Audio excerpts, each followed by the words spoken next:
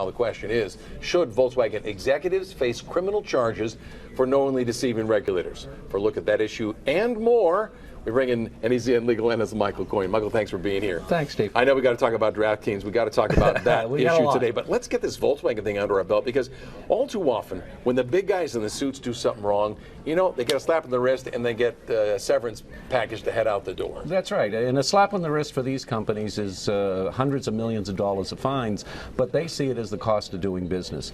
The fact is that when we have corporations that act and violate the criminal law, whether they're making cars that kill us or whether they are doing things to the environment that ultimately will kill us, they should face the same criminal charges that anyone else would. And it's the corporate executives who should, not just the corporation. Corporations don't kill people. It's the people that run corporations that are actually killing people. There's your opinion right out on the table. Let's back up just one quick minute here and talk about GM. Slightly different problem than what's gone on with Volkswagen. In the case of GM, they discovered something after the fact. It was a problem. It happens all the time. Sure. You hear about a recall, it goes on. But they knew about the problem and chose not to do something about it.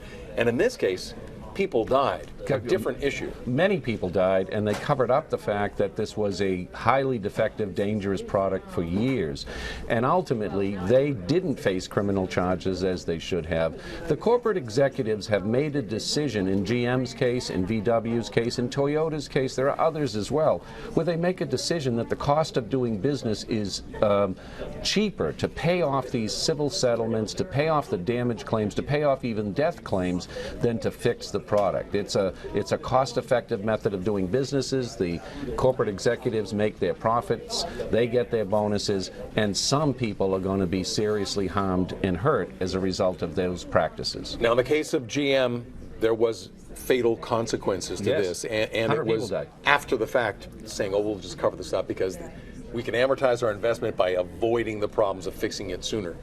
In the other case, you can't really say someone's going to die from sucking in air pollution, although some people may. There could be a class action lawsuit, I suppose. Well, not just a class action lawsuit, but some people will have their health significantly adversely affected as a result of the damage that these diesel emissions were doing. Some people have serious cases of asthma or other allergies where an effect on the environment like that this would cause with the number of cars that were introduced into the U.S. market, we may very well find that people's health was significantly adversely affected, and potentially they lost their life as a result of the damage that's done to the environment. It's not something we see as immediately as we do with the faulty ignition switch, where the car actually kills the speed of it and then someone dies, but it can be just as fatal. All right, let's talk about DraftKings and FanDuel. That's the big news of the day. Here's the newest fun thing. Everybody loves to do fantasy games, whether it's basketball, football, whatever. It's become a big business. It has blown up. And this last week we find out an employee of one of the companies made $350,000 by taking possibly some information, although the company denies it at this point, and investing it in a game on the other side, and they make all this money. Yeah, what we've got is an exploding business, a new technology that really disrupts everything about the way in which we had thought about what is gambling and what is skill.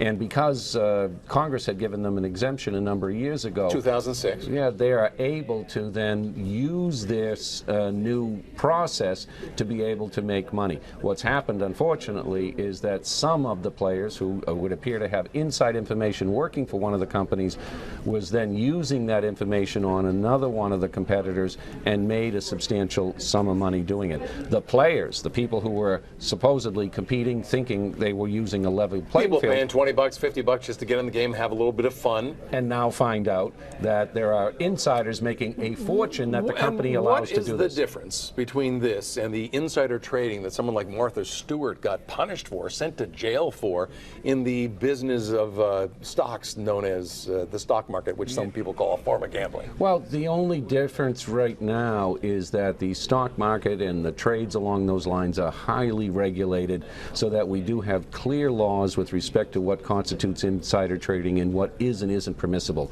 Because this business has exploded exploded so rapidly. We don't have those regulations. We don't even envision the problems that we're now seeing.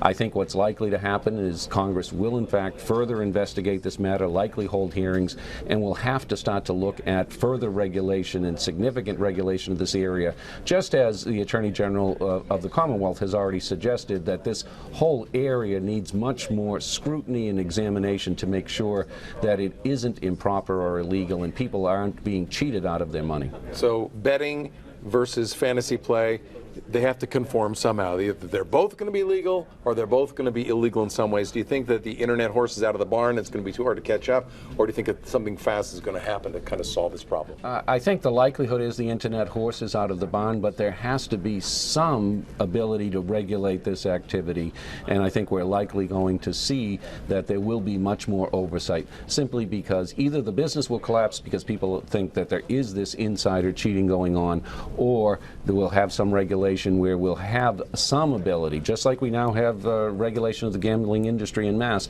we have some assurances that there's a